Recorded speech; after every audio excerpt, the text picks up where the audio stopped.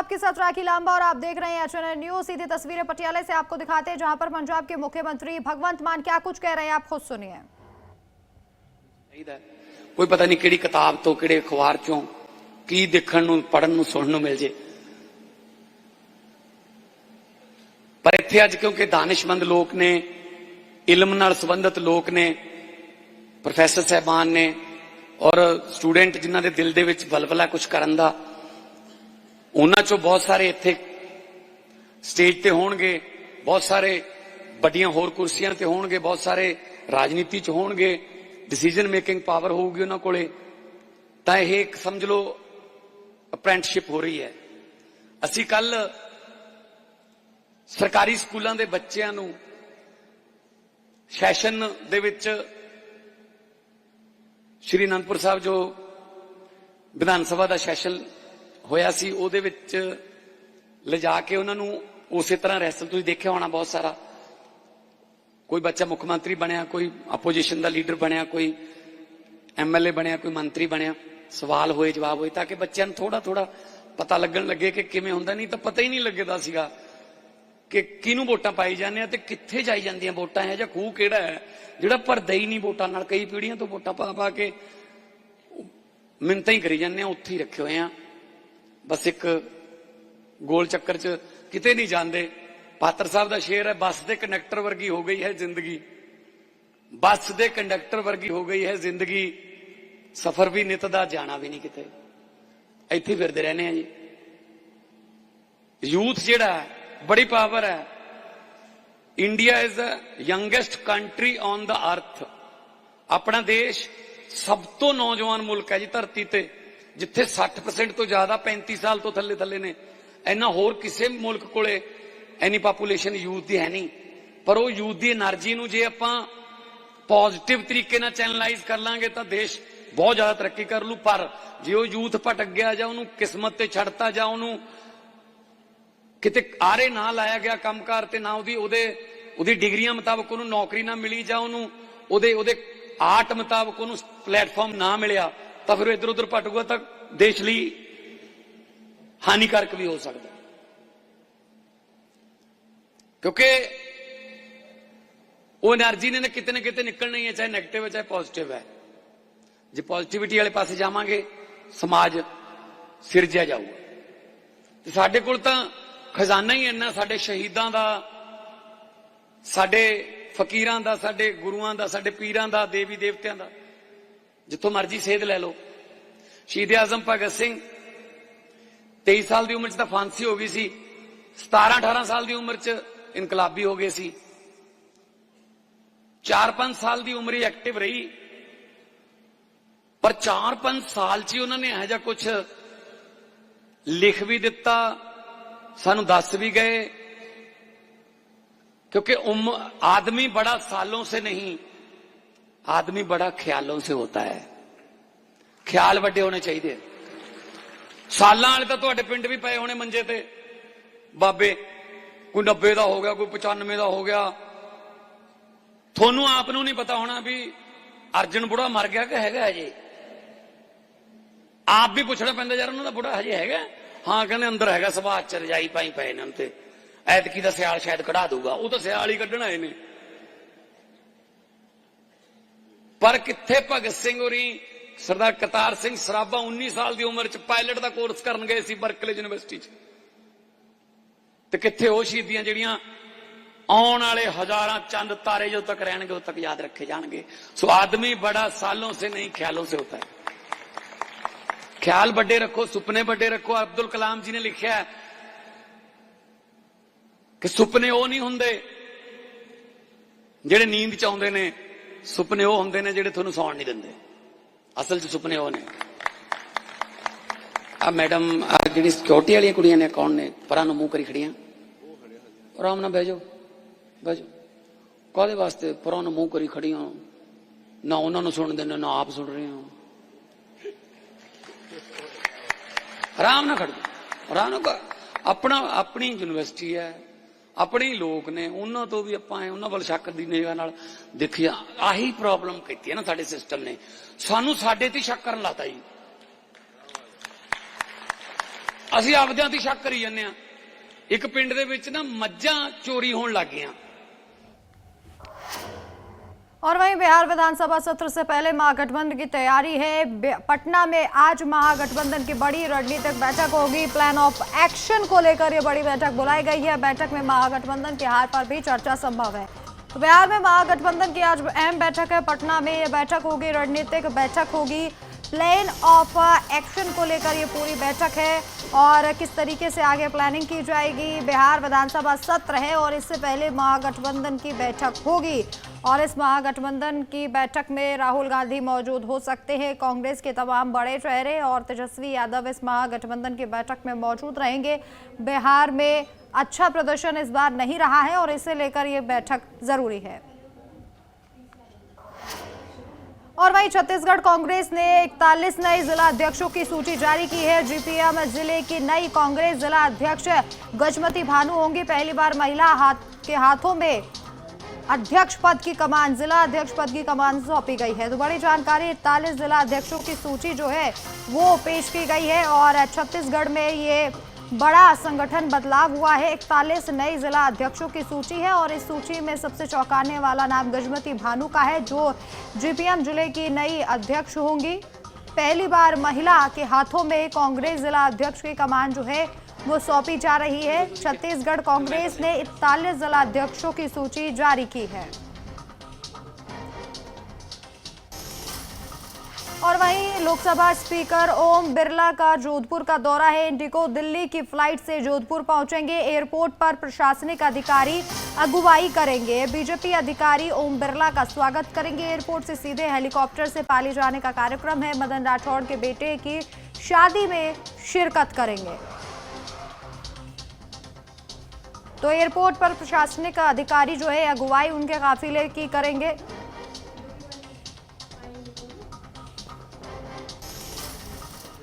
और दिल्ली धमाके से जुड़ी ये बड़ी जानकारी है। आज आरोपियों की कोर्ट में पेशी है। आरोपियों को आज एनआईए कोर्ट में पेश किया जाएगा। मुजमिल, शाहीन, इरफान और आदिल की पेशी है। आरोपियों की 10 दिन की कस्टडी, एनआईए कस्टडी आज पूरी हो रही है और आज पेशी होगी। दिल्ली धमाके से जुड़ी ये खबर है। आज आरोपियों की कोर्ट में पेशी है। अहम ये पेशी है।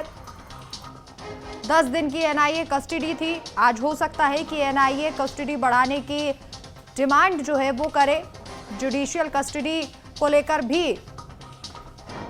आज कोर्ट में सुनवाई हो सकती है। आरोपियों की 10 दिन की एनआईए कस्टडी पूरी हो रही है। आज आरोपियों की कोर्ट में पेशी है। 4 आरोपी, चारों को आज कोर्ट में पेश किया जाएगा।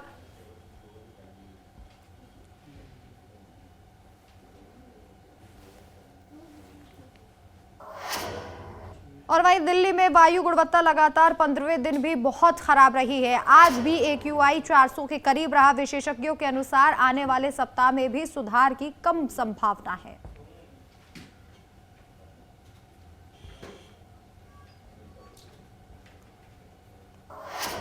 तो पंजाब के मोगा जिले का रणसिंह कला गांव सतत विकास का उदाहरण बन गया है। यहां पिछले 6 सालों से किसी भी किसान ने पराली नहीं जलाई है। गांव में किए जा रहे पर्यावरणीय और कृषि सुधार के प्रयास दूसरों के लिए प्रेरणा बन रहे हैं। रिपोर्ट देखें।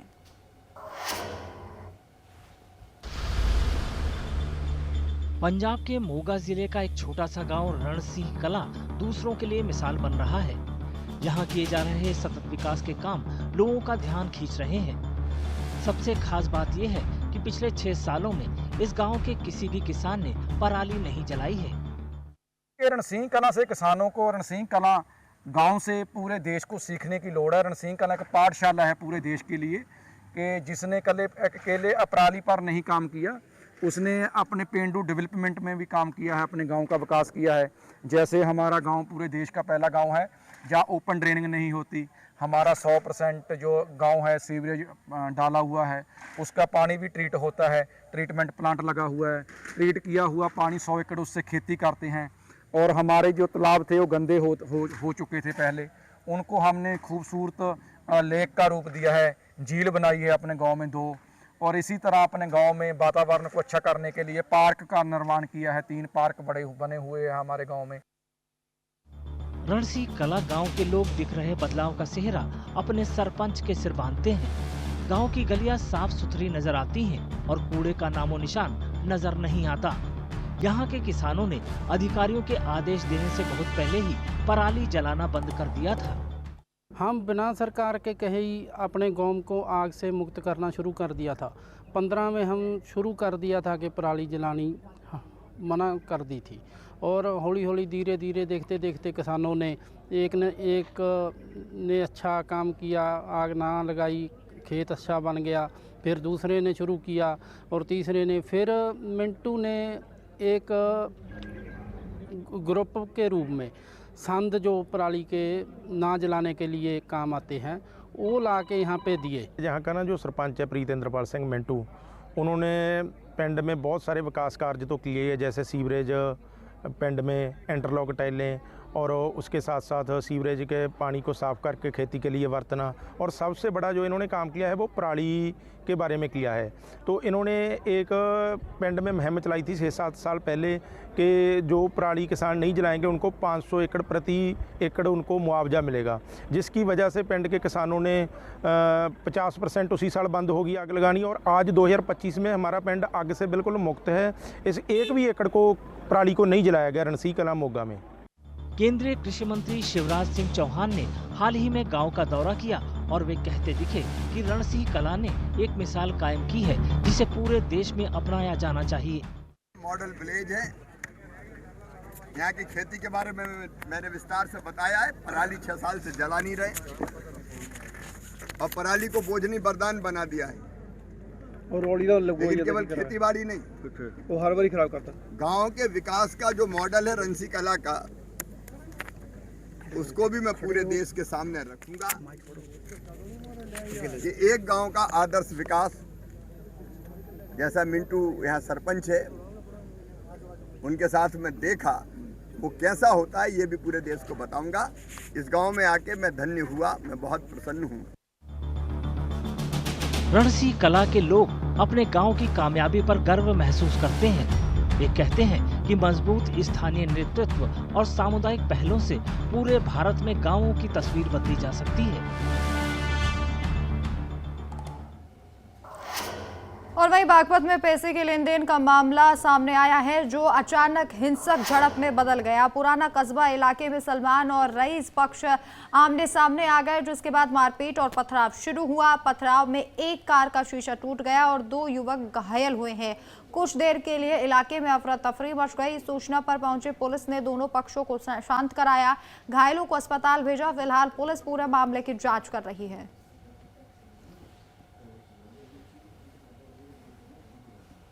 तो मारपीट में 2 युवक घायल हुए हैं। 2 पक्षों में आमने सामने विवाद हो गया। पुलिस ने दोनों पक्षों को शांत कराने की कोशिश की। पैसे के लेन देन को लेकर यह मारपीट हुई थी। मारपीट से क्षेत्र में हंगामा मच गया।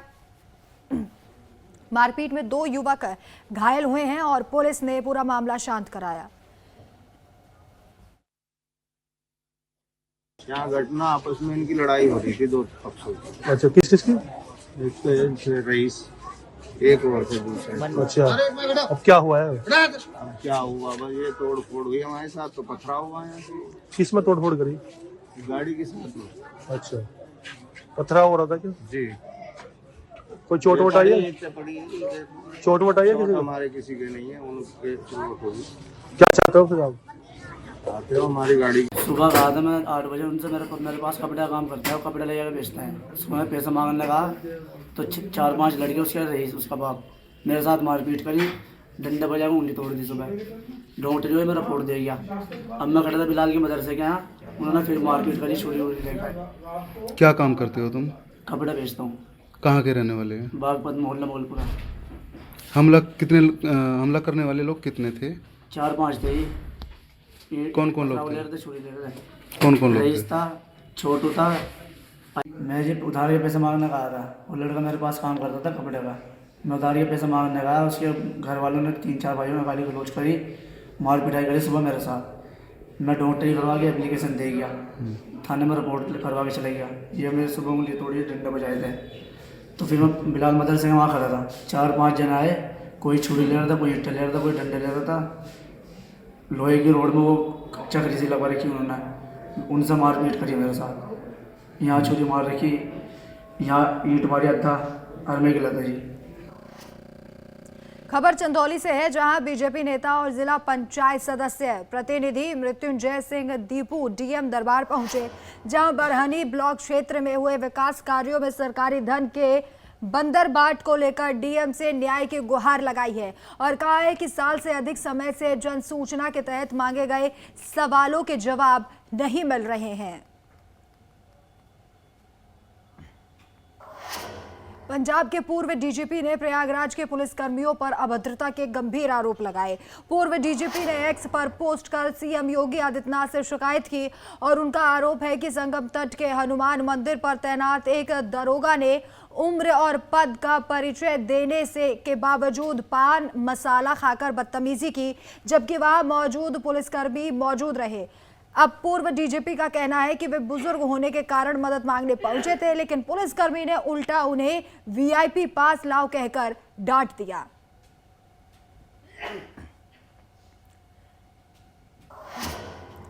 लखनऊ समेत पूरे यूपी में बिजली उपभोक्ता सेवाएं आज रात 10 बजे से 14 घंटे के लिए बंद रहेंगी।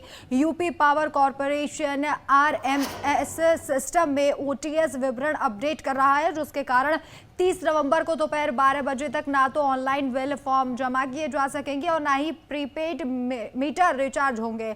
पावर कॉरपोरेशन ने उपभोक्ताओं को सलाह दी है कि वे 29 नवंबर रात 10 बजे से पहले अपने मीटर रिचार्ज कर लें।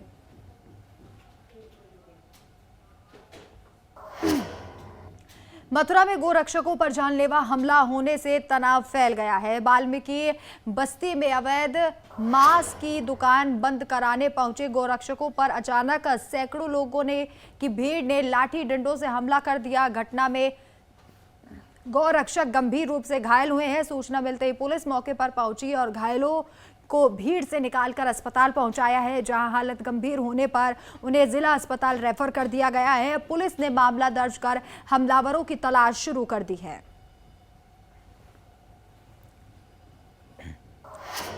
फिरोजाबाद पुलिस ने लूट और अपहरण के मामलों में वांछित 15,000 रुपए के इनामी बदमाश रामवीर उर्फ बीरा को मुठभेड़ के बाद गिरफ्तार कर लिया। शुक्रवार को हुई इस कार्रवाई में अभियुक्त के पैर में गोली लग गई, जिसके बाद उसे घायल अवस्था में अस्पताल में भर्ती कराया गया है।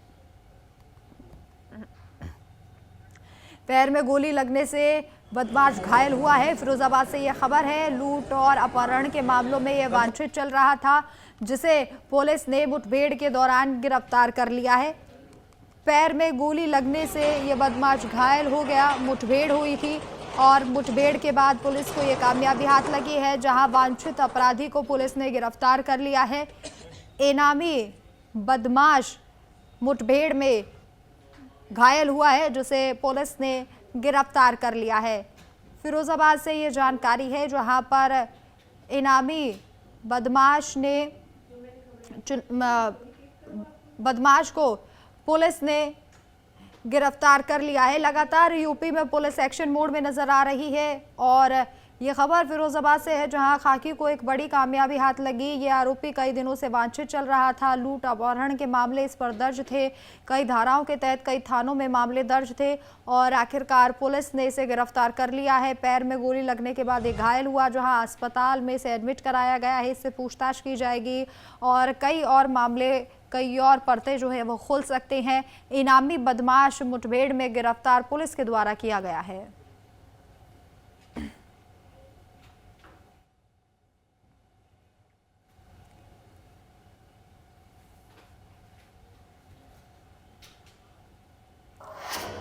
और वहीं सोनभद्र में 19 साल पुराने चालक शारदा प्रसाद चौबे हत्याकांड में बड़ा फैसला आया है। धीरेन्द्र पटेल और राजेश सिंह को कोर्ट ने आजीवन कारावास की सजा सुनाई है और अदालत ने दोनों पर 1-1 लाख रुपए का जुर्माना भी लगाया है। अर्थदंड न देने पर 10 माह की अतिरिक्त कैद भुगतनी होगी। बता दें कि 18 फरवरी 2006 को बहन की विदाई का बहाना बनाकर आरोपी चालक को लेकर अपने साथ फरार हो गए और फरवरी 22 को उसका शव मिला। अब जांच में दोनों के खिलाफ पुख्ता सबूत मिले हैं, जिसके बाद चार्जशीट दाखिल की गई है। और वहीं अलीगढ़ में चौथ न मिलने पर आरोपी शराब के ठेके पर अवैध तमंचा लहराता हुआ पहुंच गया। अब इस पूरे मामले की सीसीटीवी फुटेज सामने आई है, जिसमें आरोपी को हथियार के साथ धमकाते हुए साफ देखा जा सकता है। घटना के बाद इलाके में दहशत का माहौल है। अब पुलिस आरोपी की पहचान कर उसके खिलाफ कार्रवाई में जुटी है।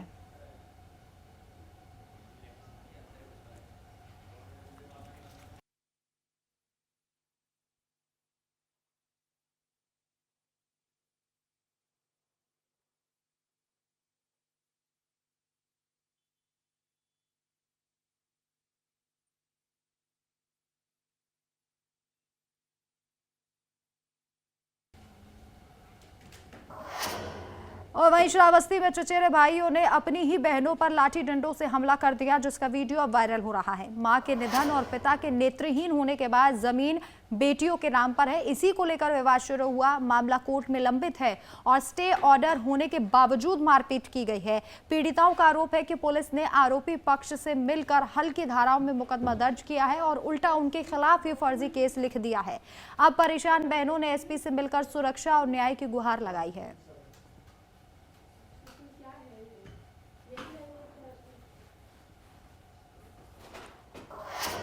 यूपी राज्य औद्योगिकी निर्यात प्रोत्साहन बोर्ड की दूसरी बैठक उद्यान मंत्री दिनेश प्रताप सिंह की अध्यक्षता में खत्म हुई। बैठक में औद्योगिक फसलों के उत्पादन और निर्यात को बढ़ावा देने, क्लाइमेट जोन के अनुसार बागवानों की फसलों को समर्थन देने और किसानों की आय दोगुनी करने पर इन उपायों पर चर्चा हुई। बैठक में अपर मुख्य सचिव बीएल मीणा मौजूद रहे। उत्तर प्रदेश राज्य के निर्यात प्रोत्साहन बोर्ड की द्वितीय बैठक मंत्री दिनेश प्रताप सिंह की अध्यक्षता में पूरी हुई।